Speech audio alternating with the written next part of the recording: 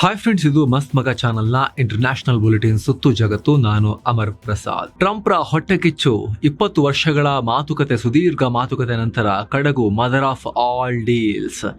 Bharat European Union ನ ಮುಕ್ತ ವ್ಯಾಪಾರ ಒಪ್ಪಂದ. ಇಂಡಿಯಾ ಯುರೋಪಿಯನ್ ಯೂನಿಯನ್ FTA ಅಥವಾ EFTA ಸೈನ್ ಬಿದ್ದಿದೆ. ಅಂದ್ರೆ ನಾಳಿನಿಂದನೇ ಜಾರಿಯಾಗಲ್ಲ. ಮಾತುಕತೆಯ ನೆಗೋಸಿಯೇಷನ್ಗಳು ಫೈನಲೈಸ್ ಆಗಿವೆ. ಭಾರತ ಮತ್ತು ಯುರೋಪ್ ಒಕ್ಕೂಟ ಮುಕ್ತ ವ್ಯಾಪಾರ ಒಪ್ಪಂದವನ್ನ ಫೈನಲ್ ಮಾಡಿಕೊಂಡು ಘೋಷಿಸಿದ್ದಾರೆ. PM ನರೇಂದ್ರ ಮೋದಿ ಮತ್ತು ಯುರೋಪಿಯನ್ ಒಕ್ಕೂಟದ ನಾಯಕರು ಐತಿಹಾಸಿಕ ಕ್ಷಣವನ್ನ ಹಾಡಿ ಹೊಗಳಿದ್ದಾರೆ. PM ಮೋದಿ ಮಾತನಾಡಿ, ಭಾರತ ಮತ್ತು ಯುರೋಪಿಯನ್ ಒಕ್ಕೂಟದ ನಡುವೆ ಡೀಲ್ ಆಗಿದೆ. ಇದು ಮದರ್ ಆಫ್ ಆಲ್ ಡೀಲ್. ಜಗತ್ತಿನ ಒಟ್ಟು 25% GDP ಯನ್ನ ಕವರ್ ಮಾಡುತ್ತೆ. ಇದರಿಂದ ಭಾರತ ಮತ್ತು ಯುರೋಪ್ ರಾಷ್ಟ್ರಗಳ ವ್ಯಾಪಾರ ಮತ್ತು ಗ್ರಾಹಕರಿಗೆ ದೊಡ್ಡ ಮಟ್ಟದ ಅವಕಾಶಗಳನ್ನ ತಂದುಕೊಡುತ್ತೆ. ಭಾರತದ ಪ್ರಮುಖ ಸೆಕ್ಟರ್ಗಳಾದ textile, gems and jewellery, leather product ಗಳಿಗೆ ಹೆಚ್ಚಿನ ಬೂಸ್ಟ್ ಸಿಗುತ್ತೆ. ಯುರೋಪ್ ಜೊತೆಗಿನ ಹೂಡಿಕೆ ಮತ್ತು ವ್ಯಾಪಾರ ಸಂಬಂಧ ಮತ್ತಷ್ಟು ಗಟ್ಟಿಯಾಗುತ್ತೆ. 140 ಕೋಟಿ ಭಾರತೀಯರಿಗೆ, ಯುರೋಪ್ ಒಕ್ಕೂಟದ ಕೋಟಿಗಟ್ಟಲೆ ಜನರಿಗೆ ಇದರಿಂದ ಸಾಕಷ್ಟು ಅಪಾರ್ಚುನಿಟಿಗಳು ಸಿಗ್ತವೆ ಅಂತ ಹೇಳಿದ್ದಾರೆ. ಅತ್ತ ಯುರೋಪಿಯನ್ ಕಮಿಷನ್ ಅಧ್ಯಕ್ಷ ಉರ್ಸುಲಾ ವಾನ್ ಡೆರ್ ಲೆಯನ್ ರಿಯಾಕ್ಟ್ ಮಾಡಿ, ಯುರೋಪ್ ಮತ್ತು ಭಾರತಗಳು ಇವತ್ತು ಇತಿಹಾಸ ಬರೆದಿವೆ. ಒಟ್ಟು 200 ಕೋಟಿ ಜನರಿಗೆ ಫ್ರೀ ಟ್ರೇಡ್ ಝೋನ್ ಕ್ರಿಯೇಟ್ ಮಾಡಲಾಗಿದೆ. ಇದರಿಂದ ಎರಡು ಕಡೆಯವರಿಗೆ ಲಾಭ ಆಗುತ್ತೆ. ಇದು ಆರಂಭ ಅಷ್ಟೇ. ನಾವು ನಮ್ಮ ಈ ಸ್ಟ್ರಾಟಜಿಕ್ ಸಂಬಂಧವನ್ನ ಮುಂದಿನ ದಿನಗಳಲ್ಲಿ ಮತ್ತಷ್ಟು ಬಲಿಷ್ಠಗೊಳಿಸ್ತೀವಿ ಅಂತ ಹೇಳಿದ್ದಾರೆ. ಈ ಮೂಲಕ ಭಾರತವನ್ನ ಡೆಡ್ ಎಕಾನಮಿ ಅಂತ ಕರೆದಿದ್ದ, ಅಲ್ಲದೆ ನಾವಿಲ್ಲದೆ ಈ ಯುರೋಪ್ನವರಿಗೆ ಬದುಕೋಕೆ ಆಗಲ್ಲ ಅಂತ ಹೇಳಿದ್ದ ಟ್ರಂಪ್ಗೆ ಎರಡು ಶಕ್ತಿಗಳು ಜಂಟಿ ಶಾಕ್ ಕೊಟ್ಟಿವೆ. ನಂತರ ಮೋದಿ ಭಾರತಕ್ಕೆ ಭೇಟಿ ಕೊಟ್ಟಿರೋ ಯುರೋಪಿಯನ್ ಒಕ್ಕೂಟದ ನಾಯಕರೊಂದಿಗೆ ಮಾತುಕತೆ ಕೂಡ ನಡೆಸಿದ್ದಾರೆ. ಇನ್ನು ಈ ಫ್ರೀ ಟ್ರೇಡ್ ಅಗ್ರಿಮೆಂಟ್ ಮೂಲಕ ಯುರೋಪಿಯನ್ ಒಕ್ಕೂಟಕ್ಕೆ ಹೋಗೋ ಭಾರತದ 90% ಸರಕುಗಳ ಮೇಲಿನ ಟ್ಯಾರಿಫ್ ಮತ್ತು ನಾನ್ ಟ್ಯಾರಿಫ್ ಬ್ಯಾರಿಯರ್ ತೆಗೆದು ಹಾಕಲಾಗುತ್ತೆ. ಇದರಿಂದ ಭಾರತದ ಟೆಕ್ಸ್ಟೈಲ್, ಲೆದರ್, ಕೆಮಿಕಲ್, ಎಲೆಕ್ಟ್ರಾನಿಕ್ಸ್ ಮತ್ತು ಆಭರಣ ಕ್ಷೇತ್ರಗಳಿಗೆ ಬೆನಿಫಿಟ್ ಆಗುತ್ತೆ. ಇನ್ನು ಈ ಡೀಲ್ ಭಾಗವಾಗಿ ಯುರೋಪಿಯನ್ ಒಕ್ಕೂಟದ 96.6% ಸರಕುಗಳಿಗೆ ಟ್ಯಾರಿಫ್ ತೆಗೆದು ಹಾಕೋಕೆ ಭಾರತ ಒಪ್ಕೊಂಡಿದೆ. ಇನ್ನು ಈ ಬಗ್ಗೆ ಹೇಳಿಕೆ ಕೊಟ್ಟಿರೋ ಯುರೋಪಿಯನ್ ಒಕ್ಕೂಟ, ಈ ಟ್ರೇಡ್ ಡೀಲ್ ಅಡಿಯಲ್ಲಿ ಯುರೋಪಿಯನ್ ಒಕ್ಕೂಟದ ರಾಷ್ಟ್ರಗಳು ಭಾರತಕ್ಕೆ ತಮ್ಮ ರಫ್ತನ್ನ ಡಬಲ್ ಮಾಡಲಿವೆ ಅಂತ ಹೇಳಿದ್ದಾರೆ. ಇನ್ನು ಭಾರತದ ವಾಣಿಜ್ಯ ಕಾರ್ಯದರ್ಶಿ ರಾಜೇಶ್ ಅಗರ್ವಾಲ್ ಕೂಡ ಮಾತನಾಡಿದ್ದಾರೆ. ಭಾರತ ಮತ್ತು ಯುರೋಪಿಯನ್ ಯೂನಿಯನ್ ಮುಕ್ತ ವ್ಯಾಪಾರ ಒಪ್ಪಂದದ ಮಾತುಕತೆಗಳನ್ನ ಮುಗಿಸಿದ್ದಾರೆ. ಈ ಡೀಲ್ ಬ್ಯಾಲೆನ್ಸ್ಡ್ ಆಗಿದೆ. ಎರಡೂ ಕಡೆಯವರಿಗೆ ಬೆನಿಫಿಟ್ ಮಾಡಿಕೊಡುತ್ತೆ. ಭಾರತ ಮತ್ತು ಯುರೋಪಿಯನ್ ಒಕ್ಕೂಟದ ರಾಷ್ಟ್ರಗಳ ನಡುವಿನ ವ್ಯಾಪಾರ ಮತ್ತು ಹೂಡಿಕೆಗೆ ಬೂಸ್ಟ್ ಸಿಗುತ್ತೆ.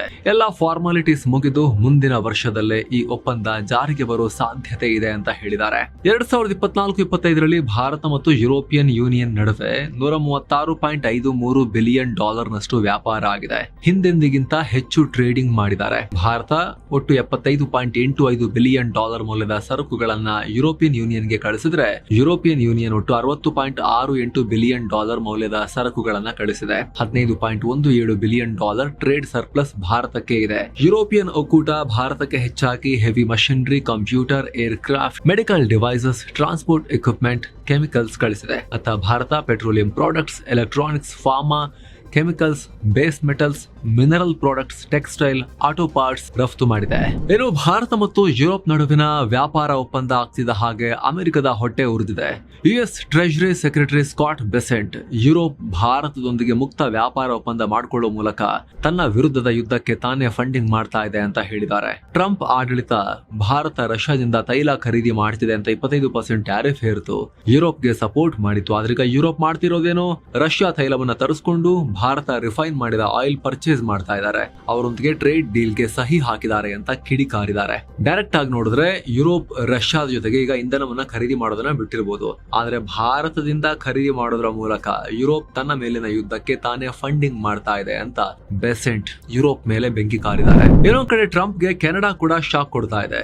ಮಾರ್ಚ್ ತಿಂಗಳ ಆರಂಭದಲ್ಲೇ ಕೆನಡಾ ಪ್ರಧಾನಿ ಮಾರ್ಕ್ ಕಾರ್ನಿ ಭಾರತಕ್ಕೆ ಭೇಟಿ ಕೊಡ್ತಾರೆ.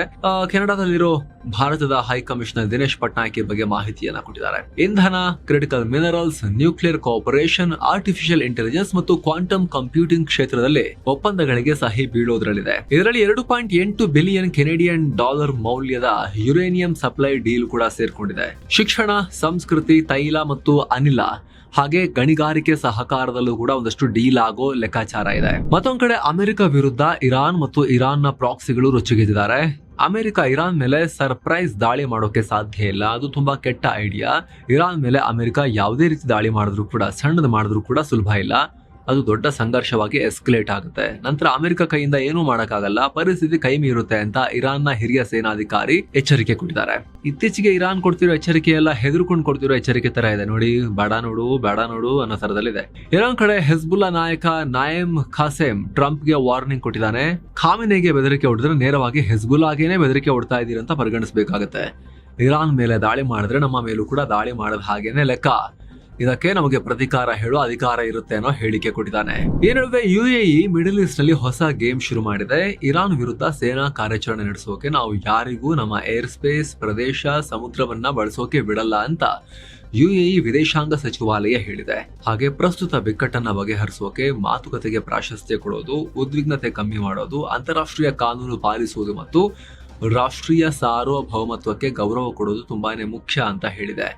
ಈ ಮೂಲಕ ಸೌದಿಯೊಂದಿಗೆ ಸೇರ್ಕೊಂಡು ಕುಣಿತಾ ಇರುವ ಅಮೆರಿಕಾಗೆ UAE ಮೆತ್ತಗೆ ಶಾಕ್ ಕೊಡ್ತಾ ಇದೆ. ಪಾಕ್ಗೂ ಕೂಡ ಶಾಕ್ ಕೊಟ್ಟಿದ್ದಾರೆ. ಅದನ್ನ ನಿಮಗೆ ಮುಂದೆ ಎಕ್ಸ್ಪ್ಲೇನ್ ಮಾಡ್ತೀವಿ ನಾವು. ಇರಾನ್ ನಲ್ಲಿ ಇಷ್ಟ ದಿನ ಬಂದ್ ಆಗಿದ್ದ ಇಂಟರ್ನೆಟ್ ನಿಧಾನವಾಗಿ ಮತ್ತೆ ಓಪನ್ ಆಗ್ತಾ ಇದೆ. ಆದ್ರೆ ಇರಾನ್ ಜನ ಅದನ್ನ ಬಳಸ್ಕೊಂಡು ಇರಾನ್ ಆಡಳಿತ ನಡೆಸ್ತಾ ಇರೋ ಹಿಂಸಾಚಾರದ ವಿಡಿಯೋಗಳನ್ನ ಎಷ್ಟಾಗುತ್ತಷ್ಟು ಶೇರ್ ಮಾಡ್ತಿದ್ದಾರೆ. ಹಿಂಸಾಚಾರಕ್ಕೆ ಸಾಕ್ಷ್ಯವನ್ನ ಕೊಡ್ತಾ ಇದ್ದಾರೆ ಹೊರ ಜಗತ್ತಿಗೆ. ಪತ್ರಕರ್ತರು ಮತ್ತು ಮಾನವ ಹಕ್ಕುಗಳ ಗುಂಪುಗಳನ್ನ ಕಾಂಟ್ಯಾಕ್ಟ್ ಮಾಡಿ ಮಾಹಿತಿ ಶೇರ್ ಮಾಡ್ತಿದ್ದಾರೆ. ಒಂದಕ್ಕಿಂತ ಒಂದು ಆಘಾತಕಾರಿ ದೃಶ್ಯಗಳಿವೆ. ಅದನ್ನ ಎಕ್ಸ್ಪ್ಲೇನ್ ಕೂಡ ಮಾಡಕ್ಕಾಗಲ್ಲ ಏನು ಅಂತ ಹೇಳಿ, ಬಟ್ ಭಯಾನಕ ದೃಶ್ಯಗಳು. ಅಲ್ಲಿನ ಪ್ರತಿಭಟನಾಕಾರರ ಮೇಲೆ ಕ್ರೌರ್ಯವನ್ನ ಮೆರೆದಿರೋದು, ಅದಕ್ಕೆ ಯಾವ ರೀತಿ ಇರಾನ್ ಮೆಥಡ್ಸ್ ಅನ್ನ ಯೂಸ್ ಮಾಡಿದೆ, ಖಾಮೆನಿಗಳ ಆಡಳಿತ, ಅದೆಲ್ಲ ಅದರಲ್ಲಿದೆ. ಅದನ್ನ ಎಕ್ಸ್ಪ್ಲೇನ್ ಕೂಡ ಮಾಡಕ್ಕಾಗೋದಿಲ್ಲ. ಗಡಿ ರಕ್ಷಣೆಗೆ ಭಾರತ ಮತ್ತೊಂದು ದೊಡ್ಡ ಹೆಜ್ಜೆ ಇಡೋಕೆ ಮುಂದಾಗಿದೆ. ಚೈನಾ ಮತ್ತು ಪಾಕಿಸ್ತಾನದ ಬಾರ್ಡರ್ ನಲ್ಲಿ ಹೆಚ್ಚಿನ ಕಣ್ಗಾವಲಿಡೋಕೆ ಹೊಸದಾಗಿ 30,000ಕ್ಕೂ ಅಧಿಕ ಡ್ರೋನ್ ನಿಯೋಜನೆ ಮಾಡೋಕೆ ಪ್ಲಾನ್ ಹಾಕಿದ್ದಾರೆ. ಈ ಪೈಕಿ ಪಾಕ್ ಗಡಿಯಲ್ಲಿ 10,000 ಹಾಗೂ ಚೀನಾ ಬಾರ್ಡರ್ ನಲ್ಲಿ 20,000ಕ್ಕೂ ಅಧಿಕ ಡ್ರೋನ್ಗಳು ಇರಲಿವೆ. ಗಡಿಯಿಂದ 35 ಕಿಲೋಮೀಟರ್ ಒಳಗಡೆ ಮತ್ತು ಆಕಾಶದಲ್ಲಿ 3 ಕಿಲೋಮೀಟರ್ ಎತ್ತರದವರೆಗಿನ ಏರಿಯಾವನ್ನ ಇದು ಮಾನಿಟರ್ ಮಾಡುತ್ತೆ. BSF ಬದಲಿಗೆ ಆರ್ಮಿಯೇ ಇದನ್ನ ಫುಲ್ ಕಂಟ್ರೋಲಿಗೆ ತಗೊಳ್ತಾ ಇದೆ. ಇದಕ್ಕಾಗಿ ಸ್ಪೆಷಲ್ ಆಗಿ air command and control centre open ಮಾಡ್ತಾ ಇದ್ದಾರೆ. ಇದಕ್ಕಾಗಿ ಈಗ already 2 rocket force unit, Rudra ಅನ್ನೋ 2 ಸ್ಪೆಷಲ್ ಬ್ರಿಗೇಡ್ ಮತ್ತು 21 ಭೈರವ್ ಬೆಟಾಲಿಯನ್ ಗಳನ್ನ ರೆಡಿ ಮಾಡಿದ್ದಾರೆ. ಇದರ ಜೊತೆಗೆ ನಮ್ಮ ಆರ್ಟಿಲರಿ ಬ್ರಿಗೇಡ್ಗಳ ರೇಂಜ್ ಅನ್ನ 150 ಕಿಲೋಮೀಟರ್ ನಿಂದ 1,000 ಕಿಲೋಮೀಟರ್ ಉದ್ದಕ್ಕೂ ಹೆಚ್ಚಿಸಲಾಗಿದೆ. ಇದರ ಮಧ್ಯೆ ಈಗ ಡ್ರೋನ್ಗಳ ಸೇನೆ ಬರ್ತಾ ಇರೋದು ಗಡಿ ಭದ್ರತೆಯನ್ನ ಮತ್ತಷ್ಟು ಬೂಸ್ಟ್ ಮಾಡುತ್ತೆ. ರಷ್ಯಾ ಯುಕ್ರೇನ್ ಸಂಧಾನ ಮಾತುಕತೆ ಅಂತಿಮ ಹಂತಕ್ಕೆ ಹೋಗಿರೋ ಹೊತ್ತಲ್ಲಿ ರಷ್ಯಾ ದೊಡ್ಡ ಕಂಡೀಷನ್ ಹಾಕಿದೆ. ಡಾನ್ ಬಾಸ್ ಪ್ರಾಂತ್ಯವನ್ನ ಅಂದ್ರೆ ಡಾನೆಟ್ಸ್ ಮತ್ತು ಲುಹಾನ್ಸ್ಕ್ ಪ್ರದೇಶವನ್ನ ಪೂರ್ತಿಯಾಗಿ ರಷ್ಯಾಗೆ ಬಿಟ್ಟು ಕೊಡಬೇಕು ಅಂತ ಹೇಳಿದೆ. ಡಾನ್ ಬಾಸ್ ರೀಜನ್ ನಿಂದ ಯುಕ್ರೇನ್ ಸೈನಿಕರು ಜಾಗ ಖಾಲಿ ಮಾಡಿದ್ರೆ ಮಾತ್ರ ಕದನ ವಿರಾಮ ಸಾಧ್ಯ, ಇಲ್ಲ ಅಂದ್ರೆ ಸಂಘರ್ಷ ಕಂಟಿನ್ಯೂ ಆಗುತ್ತೆ ಅಂತ ರಷ್ಯಾ ಹೇಳಿದೆ. ಅತ್ತ ಯುಕ್ರೇನ್ ಇದನ್ನ ರಿಜೆಕ್ಟ್ ಮಾಡ್ತಾನೆ ಬಂದಿದೆ. ಹೀಗಾಗಿ ಮುಂದಿನ ಶಾಂತಿ ಮಾತುಕತೆ ಎಲ್ಲಿಗೆ ಹೋಗುತ್ತೆ ಅನ್ನೋ ಪ್ರಶ್ನೆ ಇದೆ. ಮತ್ತೊಂದ್ ಕಡೆ ರಷ್ಯಾ ದಾಳಿಯನ್ನ ಕಂಟಿನ್ಯೂ ಮಾಡಿದೆ. ಪವರ್ ಗ್ರಿಡ್ ಎಲ್ಲ ಧ್ವಂಸ ಮಾಡ್ತಾ ಇದೆ. ಕಂಟಿನ್ಯೂಸ್ಲಿ ಅಟ್ಯಾಕ್ ಅನ್ನ ರಷ್ಯಾ ಮುಂದುವರಿಸಿದೆ ಯುಕ್ರೇನ್ ಮೇಲೆ. ಮತ್ತೊಂದ್ ಕಡೆ ರಷ್ಯಾ ಭಾರತೀಯರಿಗೆ ಹೊಸ ಆಫರ್ ಕೊಡ್ತಾ ಇದೆ. 2026ರಲ್ಲಿ 40,000 ಭಾರತೀಯರಿಗೆ ಕೆಲಸ ಕೊಡ್ತೀವಿ ಅಂತ ರಷ್ಯಾ ಹೇಳಿದೆ. ಕಳೆದ ಡಿಸೆಂಬರ್ ನಲ್ಲಿ PM ಮೋದಿ ಮತ್ತು ಪುಟಿನ್ ನಡುವೆ ಈ ಕುರಿತು ಒಪ್ಪಂದ ಆಗಿತ್ತು. ಅದರ ಪ್ರಕಾರ ರಷ್ಯಾದಲ್ಲಿ ಕೆಲಸ ಮಾಡೋರಿಗೆ 1 ತಿಂಗಳಿಗೆ $1,000 ಅಂದ್ರೆ ನಮ್ಮ ರೂಪಾಯಿ ಲೆಕ್ಕದಲ್ಲಿ ಸುಮಾರು 91,000 ರೂಪಾಯಿ ಸಂಬಳ ಸಿಗುತ್ತೆ. 2022ರಿಂದ ಯುಕ್ರೇನ್ ಜೊತೆ ಯುದ್ಧ ನಡೀತಿರೋದ್ರಿಂದ ಅಲ್ಲಿನ ಬಹುತೇಕ ಯುವಕರೆಲ್ಲ ಗಡಿಲಿ ಹೋರಾಡ್ತಿದ್ದಾರೆ. ಇನ್ನು ಕೆಲವರು ದೇಶ ಬಿಟ್ಟು ಹೋಗಿದ್ದಾರೆ. ಇದರಿಂದ ರಷ್ಯಾದಲ್ಲಿ ಕಾರ್ಮಿಕರ ಕೊರತೆ ಭಯಾನಕವಾಗಿದೆ. ಹೀಗಾಗಿ ಈ ವರ್ಷ 40,000ಕ್ಕೂ ಅಧಿಕ ಭಾರತೀಯರಿಗೆ ಕೆಲಸ ಕೊಡೋಕೆ ರಷ್ಯಾ ತಯಾರಿ ಮಾಡ್ಕೊಳ್ತಾ ಇದೆ. ಕಳೆದ ವರ್ಷದ ಕೊನೆಗೆ 70ರಿಂದ 80,000 ಭಾರತೀಯರು ರಷ್ಯಾದಲ್ಲಿ ಕೆಲಸ ಮಾಡ್ತಿದ್ದಾರೆ ಅಂತ ಸದ್ಯಕ್ಕೆ ಅಲ್ಲಿ ಮಾಹಿತಿಯನ್ನ ಶೇರ್ ಮಾಡಿದ್ದಾರೆ. ಕಟ್ಟಡ ನಿರ್ಮಾಣ, ಎಲೆಕ್ಟ್ರಾನಿಕ್ಸ್, ಉತ್ಪಾದನಾ ವಲಯ ಸೇರಿದಂತೆ ವಿವಿಧ ಕ್ಷೇತ್ರಗಳಲ್ಲಿ ಕಾರ್ಮಿಕರು ಕೆಲಸ ಮಾಡ್ತಾ ಇದ್ದಾರೆ. ಇನ್ನು ಸ್ನೇಹಿತರೆ, ಕೇವಲ 39,500 ರೂಪಾಯಿಗೆ ಕಾಶಿ ಅಯೋಧ್ಯೆ ವಿಮಾನ ಪ್ರಯಾಣ. 7 ಸೈನ್ಸ್ ಟೂರಿಸಂ ನ ಬೆಸ್ಟ್ ಪ್ಯಾಕೇಜ್. ಹಿರಿಯ ನಾಗರಿಕರಿಗೆ ಸ್ಪೆಷಲ್ ಕೇರ್ ಕೂಡ ಇರುತ್ತೆ. ಆಸಕ್ತರು ಕಾಲ್ ಮಾಡಿ ನಿಮ್ಮ ಸೀಟ್ ಅನ್ನ ಕೂಡ ಬುಕ್ ಮಾಡಿ. ಡೀಟೇಲ್ಸ್ ಇಲ್ಲಿದೆ. ಅಮೆರಿಕ ಮತ್ತು ವೆನೆಜುವೆಲಾ ನಡುವಿನ ಹೈ ಡ್ರಾಮಾ ಮುಂದುವರೆದಿದೆ. ಅಮೆರಿಕ ಸರ್ಕಾರ ವೆನೆಜುವೆಲಾ ನಾಯಕರ ಮೇಲೆ ಹಾಕ್ತಾ ಇರೋ ಒತ್ತಡಕ್ಕೆ ವೆನೆಜುವೆಲಾದ ಹಂಗಾಮಿ ಅಧ್ಯಕ್ಷೆ ಡೆಲ್ಸಿ ರೋಡ್ರಿಗಸ್ ಕಿಡಿಕಾರಿದ್ದಾರೆ. ಅಮೆರಿಕ ವೆನೆಜುವೆಲಾ ನಾಯಕರಿಗೆ ಹೀಗೆ ಮಾಡಬೇಕು, ಹಾಗೆ ಮಾಡಬೇಕು ಅಂತ ಆರ್ಡರ್ ಕೊಡೋದನ್ನ ನಿಲ್ಲಿಸಬೇಕು. ಇದನ್ನ ಕೇಳಿ ಕೇಳಿ ಸಾಕಾಯ್ತು. ವೆನೆಜುವೆಲಾದ ರಾಜಕೀಯ ಸಮಸ್ಯೆಯನ್ನ, ಆಂತರಿಕ ಒಳಜಗಳವನ್ನ ವೆನೆಜುವೆಲಾವೇ ಹ್ಯಾಂಡಲ್ ಮಾಡುತ್ತೆ. ಅದರಲ್ಲಿ ಅಮೆರಿಕ ಪ್ರಭಾವ ಬೀರೋ ಅಗತ್ಯ ಇಲ್ಲ ಅಂತ ಹೇಳಿದ್ದಾರೆ.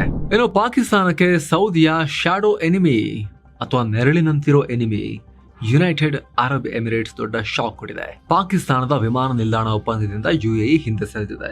ಪಾಕ್ನ ಆರ್ಥಿಕ ಬಿಕ್ಕಟ್ಟಿನ ಹಿನ್ನೆಲೆಯಲ್ಲಿ ಇಸ್ಲಾಮಾಬಾದ್ ಏರ್ಪೋರ್ಟ್ ನ ಕಾರ್ಯಾಚರಣೆ ಮತ್ತು ನಿರ್ವಹಣೆಯನ್ನ ಯುಎಇಗೆ ಹಸ್ತಾಂತರಿಸೋಕೆ ಮಾತುಕತೆ ನಡೆದಿತ್ತು. 2025 ಆಗಸ್ಟ್ ನಿಂದಲೇ ಏರ್ಪೋರ್ಟ್ ಡೀಲ್ ಬಗ್ಗೆ ಡಿಸ್ಕಷನ್ ನಡೀತಿತ್ತು. ಆದ್ರೆ ಡೀಲ್ ನಮಗೆ ಬೇಡ ಅಂತ ಯುಎಇ ಕೈ ತೊಳ್ಕೊಂಡಿದೆ. ಕಾರಣ ಸ್ಪಷ್ಟ ಇಲ್ಲ. ಯುಎಇ ಅಧ್ಯಕ್ಷ Sheikh Mohammed bin Zayed al Nahyan ಭಾರತಕ್ಕೆ ಸರ್ಪ್ರೈಸ್ ಭೇಟಿ ಕೊಟ್ಟು ಹೋದ ಕ್ಷಣದಲ್ಲಿ ಈ ಸುದ್ದಿ ಹರಿದಾಡ್ತಿದೆ. ಸೌದಿ ಪಾಕ್ ಒಂದಾಗ್ತಿರೋದು ಯುಎಇಗೆ ಅಷ್ಟೊಂದು ಇಷ್ಟ ಆಗ್ತಿಲ್ಲ.